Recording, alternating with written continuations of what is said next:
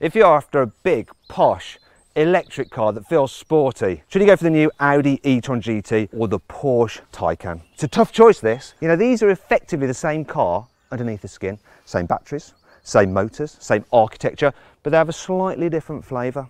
You can think of this one as being like a bratwurst. That one is more like a currywurst, a bit spicy. You can rely on me to get the German reference in there. Yeah, very clever, Watson. Yeah, it's embarrassing. Do you know what? We've actually got a German Carwow, and they must think I'm a complete over there. In fact, if you want to check out our German channel, put a link there, popping out in the top right hand corner of the screen. Click on that, you can go see it. Presented by a proper German, none of this nonsense. Anyway, I'm Matt Watson. You're watching Carwow. Buying a new car? Then head to Carwow, and my team will help you find your next car at a fair price. Carwow, your one-stop car buying comparison site.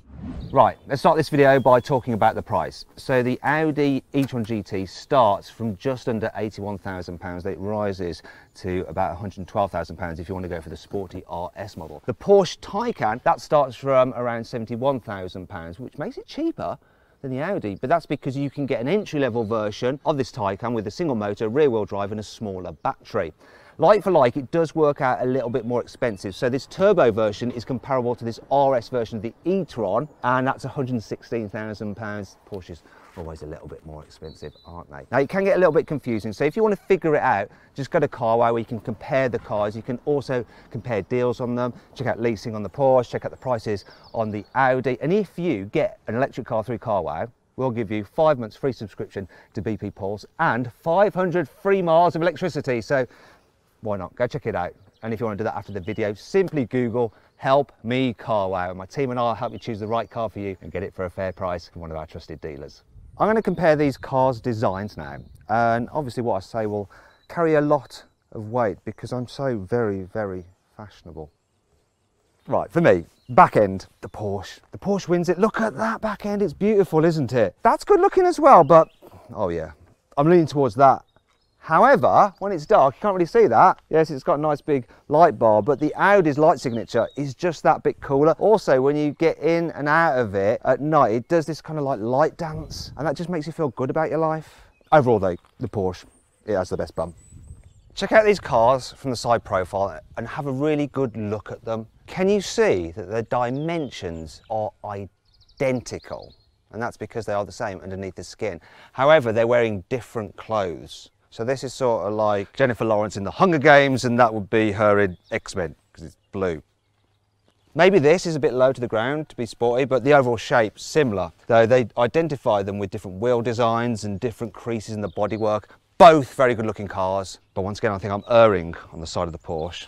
Finally, we come to the fronts, and the Taycan benefits from the fact that its look is inspired by the 911, which has its engine in the back, so it's got a nice low slung bonnet, so this can have that as well, and I do like these lights. Then the e-tron though, it has to wear Audi's big grille, so people recognise it as an Audi, which means that it has to have this big front, which it doesn't really need being an electric car. Its lights are cool, and they do that dance like the rears at night, which is nice. Another thing that I like about the Audi over the Porsche is this, look, this vent is real on the Audi, whereas this one on the Porsche is fake. Fake vent on a Porsche. Also, the Audi is available with a carbon roof, which is really cool, whereas you can't get one on the Porsche. But still, overall, I prefer the front of this, and I think it is the best looking car. But what do you think? What I've done, I've actually put a little poll on my Instagram account, Matt Watson Cars. Go there and find out what everyone thought was the best looking out of these two. See if everyone agrees with me or not.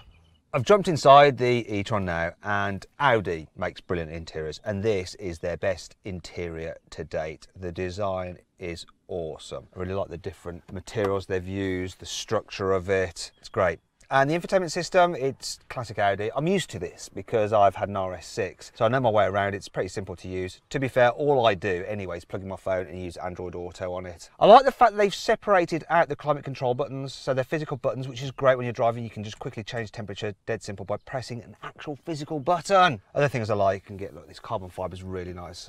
On this carbon fibre edition, this has got the extended leather, so you've got leather absolutely everywhere. Still feels sporty because you've got this console between you and the front passenger, and it's all very solid, and your gear selector's there, so it's easy to use. You've got your digital driver's display, very clean, got all the information you want. You can slide through different menus very easily using the physical buttons on the steering wheel. Whoop.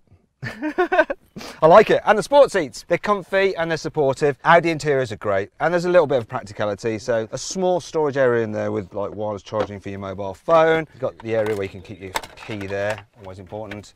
Decent sized glove box, well, an average sized glove box. And the door bins are big enough for a normal sized bottle. It's a win. Right, I've jumped into the Taycan now. And after the Audi, it's just a little bit more minimal, a bit cooler in its design. I do really like it. Also feels even more sporty. However, once you start touching stuff, it doesn't really feel any more expensive. In fact, I think the materials in the Audi, perhaps, maybe a bit better, a little less hollow sounding. And while I do like this clean look, it's more of a faff to use when you're driving. For the climate control, you have to go through this screen here. Yes, it does like vibrate like your mobile phone when you press a button, so you know you've done it, but still you're looking all the way down there and it's a bit of a faff. The screen isn't so high up as in the Audi either, so you're once again taking your eyes a little bit more off the road to look at it. And I just don't like the infotainment system quite as much as in the Audi. I find it a bit more fiddly to use and swipe through. But the biggest problem with it, no Android Auto. Anyway, another thing I like about this car is this digital driver's display, but yet again there's a problem with it. The steering wheel blocks some of the information, which is really, really annoying. I know why they've done it like that. It's like classic 911 look. It's just not that easy to use. Neither is the location of the gear selector. It's here, so you end up going like that to get to it. Just having to look round. You shouldn't have to. It's also the same problem with the power button, which is hidden behind the steering wheel. I can't fault the seats. Porsche does good seats, and I love this. Look, check this out. I love the way the headrest does that. That's cool. I also like the glass roof that you get on this car, but you get it on the Audi e-tron GT as well. It's just that has the carbon roof upgrade. As for storage, pretty decent. So you've got some decent sized door bins, some decent sized cup holders, there's space under here, and look, hey, look. Yeah, an iPhone cable, because the owner has no choice but to have an iPhone if he wants to use it with his car. There's some space here, but you can't really use it for anything. Put something on there, you go around a corner, it's either going to slide off over there into the passenger footwell where you can't reach it, or it's going to go in here underneath your brake pedal. Not ideal either. And in here, you may as well put things. Oh, I'm looking at the iPhone cable. We've borrowed this car from our chief operating officer. It's his car, so I'm reviewing his car. So we might find some of his bits and pieces and knickknacks in it throughout the rest of this video. Anyway, glove box, same size as the Audi's really. Lined with felt. It's nice. Here in the back of the Taycan, it's all right for knee room. Foot space is okay because they cut out like a well in the batteries in the floor so that your feet can go lower, because sometimes in electric cars you end up with your feet like that too high because of all the batteries under the floor, but not here. It's just a shame you can't really stretch out the seat in front because these front seats are quite low. Big problem is this though, look, headroom. So I'm like 179 centimetres, my head is touching the roof when I sit up like this. Now, you can carry 3 people in the back at once. There's a bit of a hump in the floor though.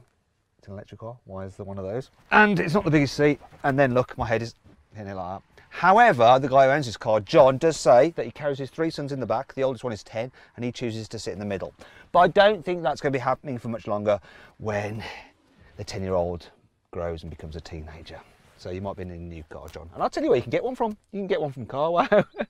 Just click on the pop-out banner up there, take you straight there.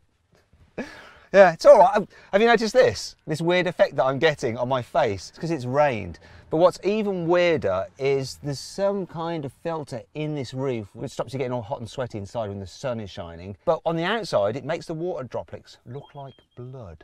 Oh. This is the same car, so it's the same in the back, same knee room, same foot garages, same hump, same. Apart from the fact I think the roof is just ever so slightly less sloped, so there's a fraction more headroom. Though there is one thing on this car that is a bit annoying. Carbon fibre roof, what is the point? What is the point of trying to reduce your centre of gravity and weight on a car that's heavy anyway and it's got all the batteries in the floor? Much better to just have the glass roof, because look, can you see it's all like dark and dingy back here?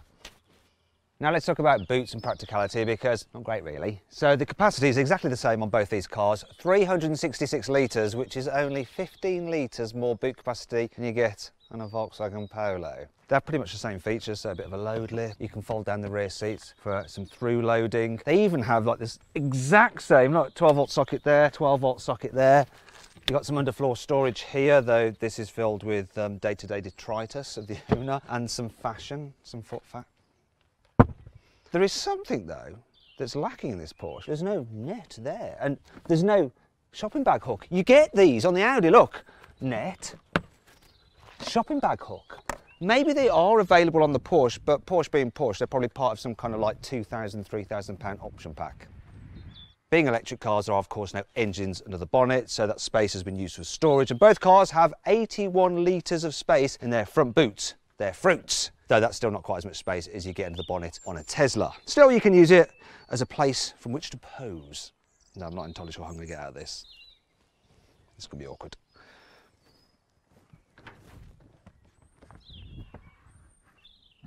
I'm a bit stiff. No, not like that. Now let's talk about batteries and charging. So the e-tron comes with an 84 kilowatt hour battery pack, regardless of which version you go for. And Audi says that'll give you a range of around 280 miles, though I've driven this quite some distance and I've been quite careful with the accelerator, and I've averaged 2.6 miles per kilowatt hour of battery. So when you do the maths, that works out to real world range of 218 miles. It's all right. Also, what's more than all right is the fact you can charge this thing at a rate of up to 270 kilowatts if you can find a charger. The best thing though is the fact that the battery can keep accepting high rates of charge regardless of how full the battery is. It only starts to taper off after about 80% full, so you can keep piling the electrons into that battery to get moving as quickly as possible. There is one thing that annoys me about this car though, it's the charging port. The way that flap opens. It could have come up with a better solution than that. It just seems a bit cheap on such an expensive car. Might have broken it.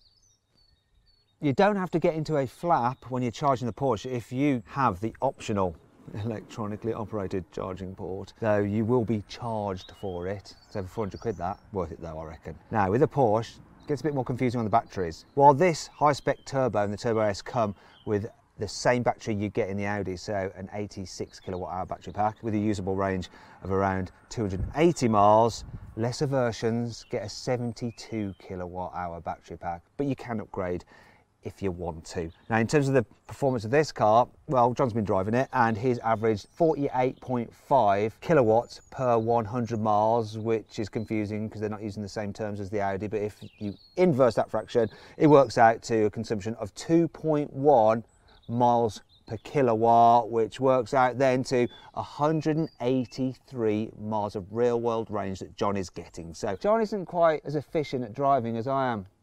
Yeah. I tell you what is efficient though, you have two charging ports on this car. One side is AC, the other side is DC.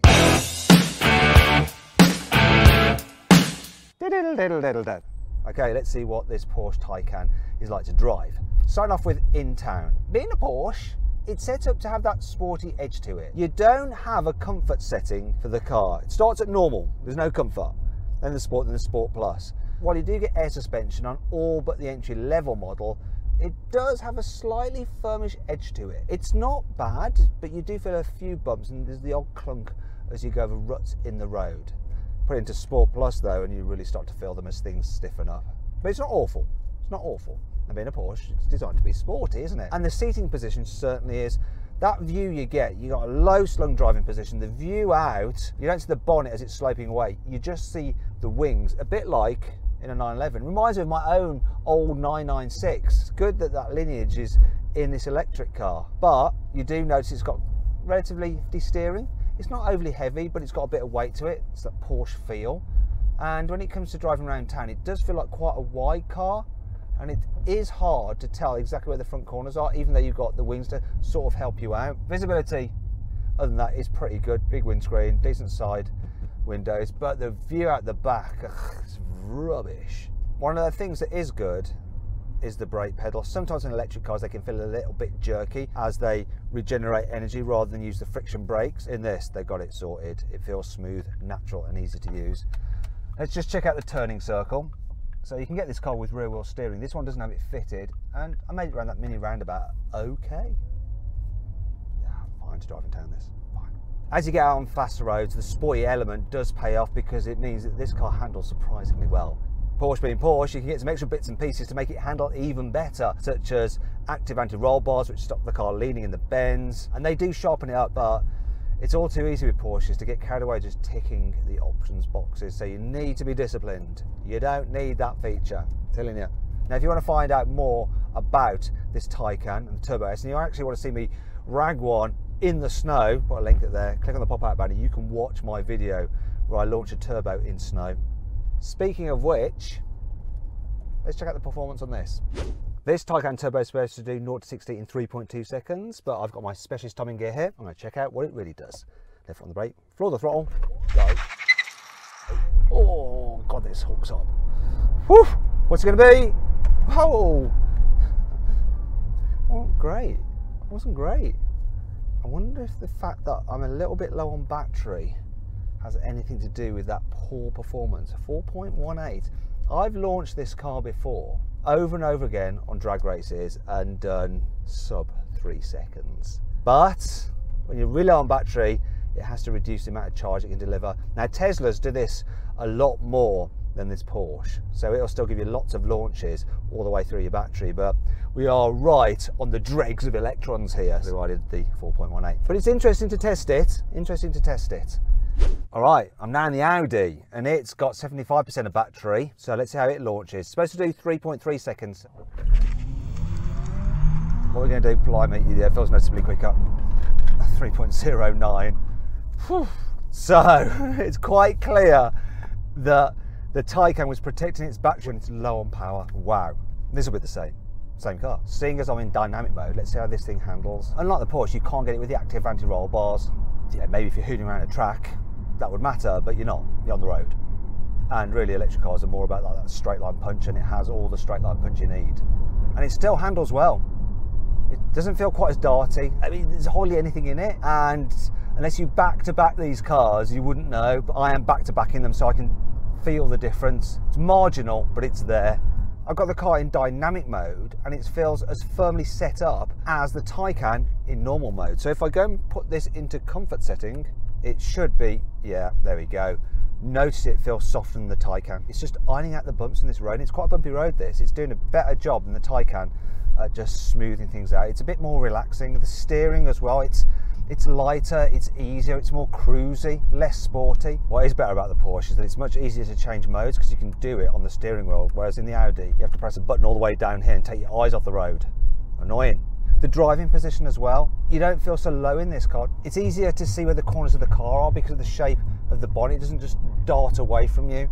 To be fair on the Porsche, the view out the back of this is identical, so identically rubbish. For general driving, this seems just a fraction more chilled. The reality is that how I drive on the motorway, in town, I want the car that's slightly easier. And this is slightly easier than the Porsche. It's less of an intense experience. Throttle response, not quite so sharp, ever so slightly, just tailored back. And for everyday driving, I prefer it. As with the Taycan, all versions of the e-tron get air suspension apart from the entry-level car, which is on steel springs. And you can also get this with rear-wheel steering, like you can the Taycan. And this one has it fitted. So I'm going to show you. We'll go around the mini roundabout. Hopefully I won't annoy everybody, but yeah, look at that lock. I can actually go over the mini roundabout. It turns so tightly. For a big car, it really helps with the manoeuvrability. If I was buying one of these, I'd be ticking that option. When I say ticking it, it comes with the Vorsprung, which is what this car is.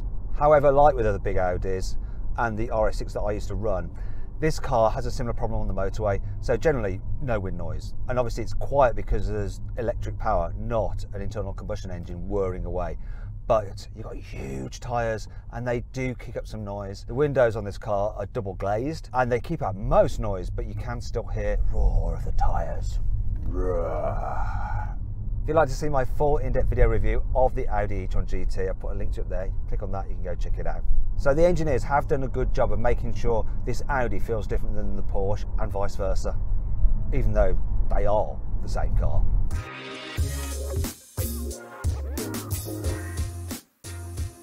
So then, what's my final verdict? Which of these two cars is best? This is such a hard choice. And I'm going to let my bottom decide. It's going to plonk itself on the car I like best. And it's the Audi. The reason is, this is focused on being sporty, but electric cars, just because they're a bit heavy, aren't that sporty. This is focused on being a comfy cruiser with a sporty edge, and it does that. It does it really well. And I think that is why I'd rather have it. That's why it wins this test. Thanks very much for watching this video. If you want to watch more videos on Carwow, click here. And if you want to find out more about electric cars, go and visit our electric car hub by clicking here. Thanks for watching. Come back soon. I think you need to click there, and there. But that's fine, you get the Sort of idea. there.